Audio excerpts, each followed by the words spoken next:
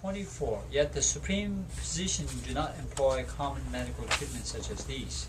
With an extremely gentle technique, he remedies all great. Yeah, this is what we've been saying. There is literally a gentleness in the teachings of the Buddha. A clear, open-minded, impartial, with some sound mind and brain. If they hear this kind of word, this is literally the height of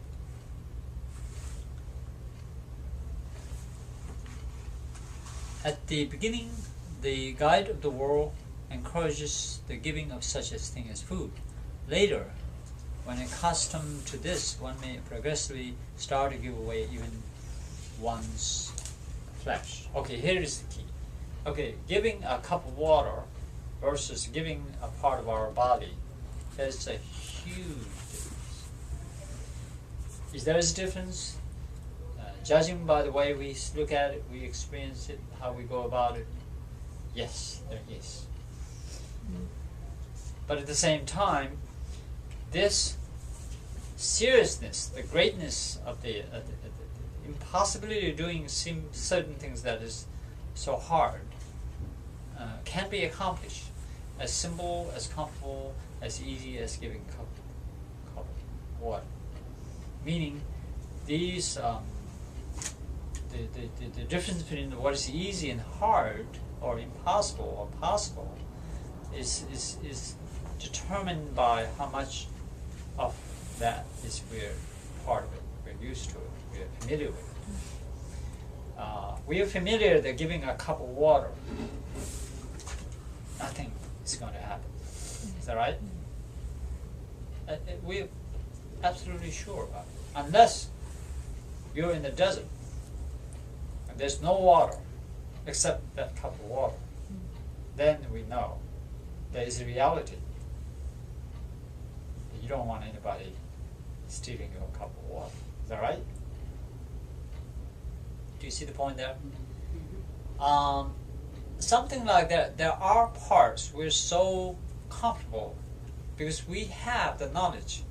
But if I give a cup of water to even my worst enemy, nothing's going to happen. Nothing's going to lose. There's no loss. You don't lose anything. And there will be no miscalculation or anything, unless he wakes up and starts shooting at you with of course. Then you know that. But basically, giving a cup of water is absolutely, totally free of any strings attached, any other loss or inconvenience. Okay, that conviction we have. Bodhisattvas, the one who master the selves, or ones who see the equality of ones with others, right? They do the same thing, giving part of one's body. There will be no fear, there will be no anxiety. There may be some physical pain, because there will be actual physical body. There's a huge difference between the physical pain versus mental pain. A lot of people die with poison that is so exciting. Is that right? And they love to die.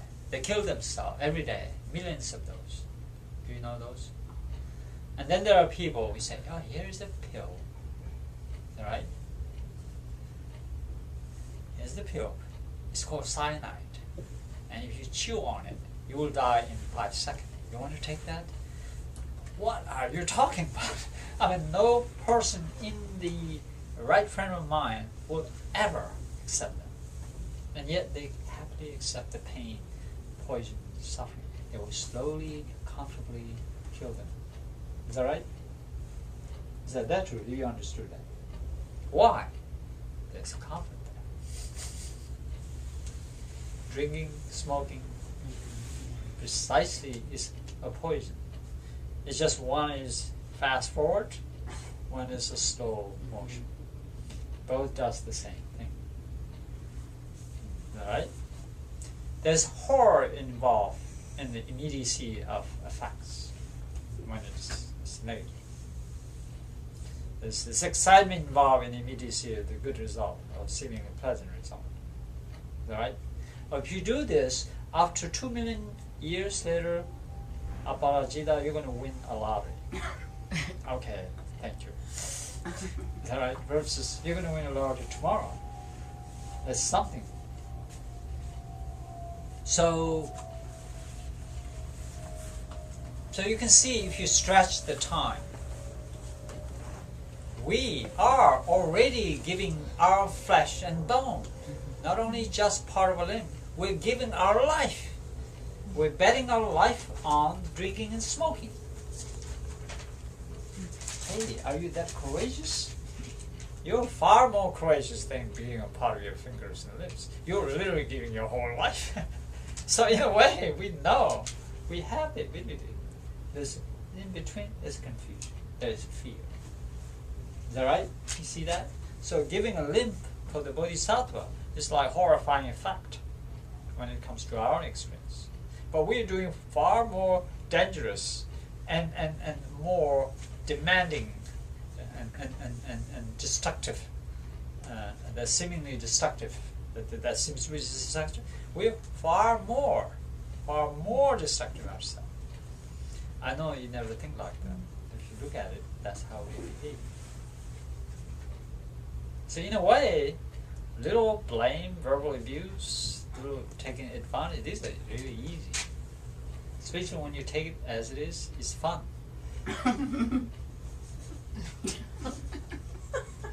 No, it's true. It's fun. See, I have a mean Dharma. I don't want to think mean, but it looks like mean. As soon as people blames me, curses me, take advantage, kind of exciting.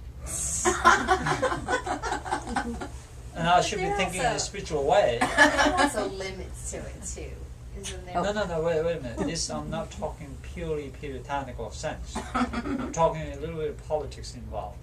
And that is, it weakens them. But the more they are powerful, they're abusive, cheating or doing, the more they're weak. They don't know that. Yes.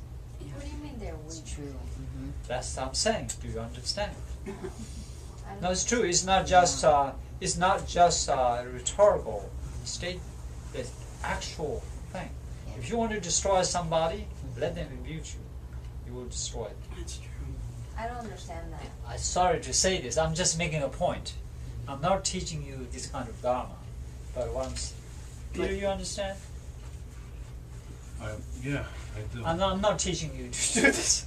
I'm Well, saying I just to make a I point. understand Yeah. karma. Yeah, karma. Yeah. And then you feel you're weakened. No, they're weakened themselves. They truly, literally weakens themselves. Because they're acting in such a way that they're just miserable. That's the way I look at it. Yep. However you look at it, it will boil down to their weakness. And if you're mean, which you should not actually. But I'm saying how it works. It works as their weakness. And literally works. It literally, it's not just thinking, it's alright, they're weak people. No, it literally works. I've seen in the political arena in the United States when there's election season and people are representative, when they say one nasty thing to the reporter, finished. That candidate is finished. I mean, it works like we call immediate karma. Oh yeah. So it is so important. If you want to empower others, empower yourself, the best way to fight these negative emotions. Not them, not us. Work on this. You know what you said to me one time is like kill them with compassion. Yeah. Which I love. Yeah. Because they're so surprised when you're nice in return. Yeah. But I can't do that a lot. I mean, I try to, but it's very difficult. But I did get one response that shocked me. I think if I pay you, you might be able to do that. Yeah. Okay, that's someone will do that. Happy says, yeah. Yeah, that's Yeah. the proof. I can prove that you can do it. If I hire you, all of you, for 1 month, Everybody needs something. and your job is to be nice, is that right? And then $10. and you smile.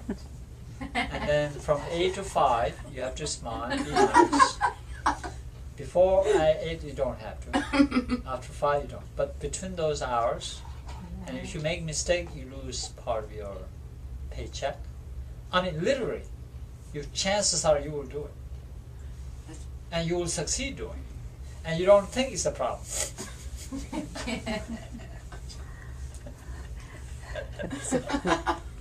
Seriously, if the government or the school organization really want to have a new idea how to research our goodness, this is pay them. Pay them. Yeah. The deficit will really go up. You know? Yeah, exactly.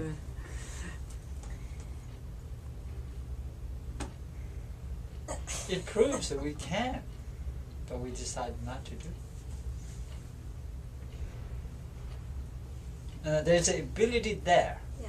Our lowliness, our self-despondency, our lack of confidence and attitude problem, but bombarded us, feels like we can't do it. We can change it overnight by paying them a lump sum of, like 80,000 a year kind of paycheck. I think we'll be really. You already know how to do it. See, we know how to do it. We haven't changed our perspective yet. Can you say again? We haven't changed our mind yet to do it. No, you don't have to. I can prove it overnight. Literally. I think you didn't get my point. If I pay you 80,000 a year, and you have to do a job, you have a job 9 to 5, I'm pretty sure you can do it. Even less. Even less. Even less. I just want to be sure about this kind of argument. I once worked with a girl who had been suspended from school because she threatened to jump another student who had insulted her. And she kept telling me when she went back to school she was going to jump the girl. And so I said, I will give you $2 not to jump the girl. And she said, you're going to pay me not to jump her? And I said, yeah. And it worked. And it worked. Yeah. That's all it took. A lot of parents give their little kids like $1 if they get an A or something. Well, I remember when I was a little child, my family rewarded us if we got, Okay, but I just naturally love studying derail anyway. my But ideas. I'm making a point here.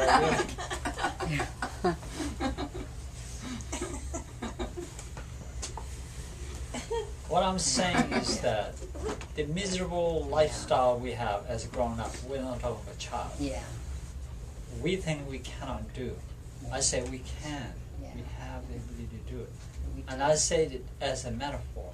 And in a way, literal. I can prove it.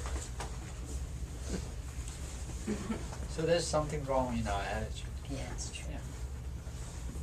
So I think that's it for today. There's a little Dharma, shortage these days.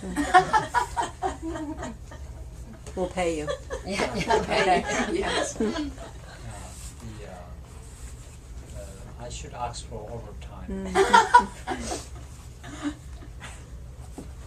Take Buddhism to the capitalist level. We Yeah. have to clock in.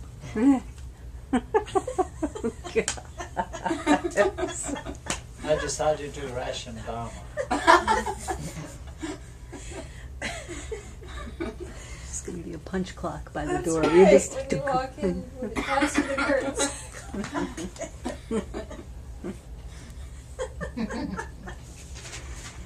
Oh, dear. Thank you. Think about it.